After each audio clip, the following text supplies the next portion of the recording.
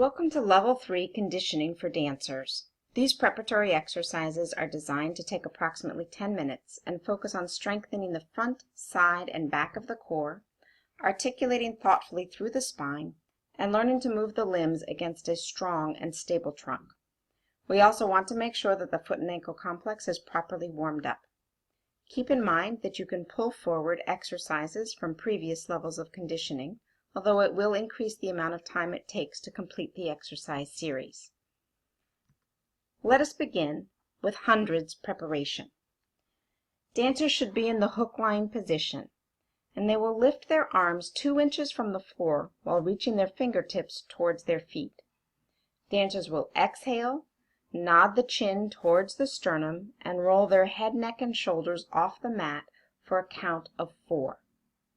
Dancers will then inhale while rolling back to the mat into a neutral hook line position. This exercise is repeated 8 times. Watch out for neck or shoulder strain, a belly bulge, or the loss of imprint of the low back into the mat. One modification that may be helpful is to have the dancer support their head with one hand while reaching their fingertips towards their feet with the other. The next exercise is bridges. Dancers will lie on their back in hook line position with their knees bent and their feet resting on the floor. They should pull their belly button toward their spine, exhale, and then lift their hips while articulating through each vertebrae of the spine.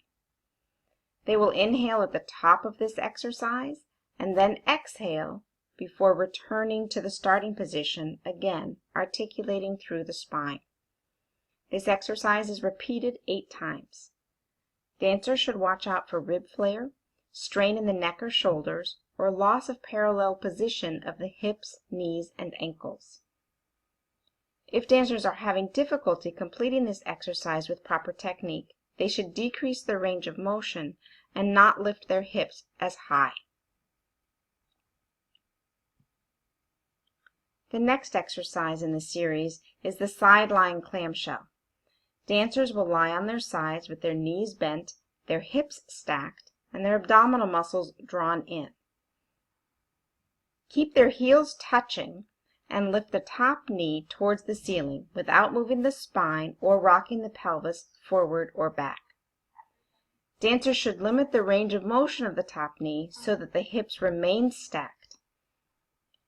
They should not prop their head up off the floor with their hands, as this changes the neutral positioning of the spine. This exercise is repeated 16 times on each side. Remember to watch for the loss of neutral spine in the sideline position, or rib flare and rounded upper back.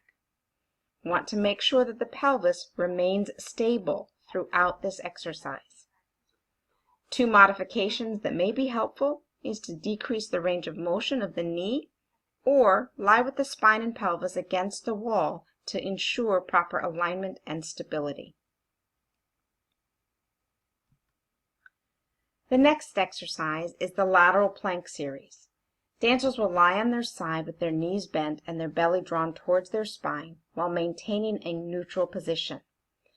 They will lift their hips off the floor, planking from forearm to knees. Make sure that the elbow is kept directly under the shoulder, and dancers should hold for 15 seconds in the air. Watch out for rib flare, neck or shoulder strain, or sinking into the shoulder. If this exercise is too difficult, dancers may keep their hips on the floor and focus on pushing through their elbow to elongate from the forearm towards the waist. Another alternative is for the dancers to decrease the amount of time that the hips are held off the floor in a neutral spine position. Working on the back core strength, we will now begin with prone dart exercise. The prone dart, dancers lie on their stomach with their legs straight and their arms down by their side with their palms facing the floor.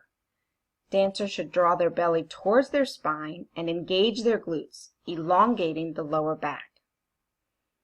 Upon inhale, the dancers will lift the arms 1 inch from the floor, extend their sternum forward and up away from the floor, without sinking into their lower back or pulling their shoulders towards their ears. Dancers hold this position for 4 seconds and then lower down. The exercise cycle is repeated 8 times. Watch for a drop of the waistline into the floor, indicating the low back is arching, or a loss of the length of spine and abdominal support. Also make sure that the shoulders do not hike towards the ears or pinch together in the back. The best modification for this exercise is to decrease the range of motion or the height to which dancers are extending. Moving on to ankle mobility, we will use ankle inversion and an eversion. Dancers will sit tall with their legs stretched out in parallel. Trying not to turn the legs in or out from the hip, dancers will softly point the foot out and in, sickling and then winging the foot. This should be repeated 10 times on each ankle. Make sure you watch for the soft point and make sure that the foot does not excessively flex during the winging phase. The next exercise for the foot and ankle is hello and goodbye. Once again, dancers are sitting tall with their legs stretched out in front and in parallel. In this case, try not to wing or sickle the ankles. Use the hands on the floor to maintain position as needed. While keeping the heels on the floor, dancers are going to spread their toes and then curl them. Point the ball of the foot and then the ankle. And then the dancers will release their toes and flex the foot. So we have spreading the toes, curl the toes, reach for point, and then return, releasing the toes and flexing the foot. This is repeated 10 times per foot, and note that the arch of the foot may become a bit sore during this exercise. This ends the Level 3 conditioning exercise series. Thank you.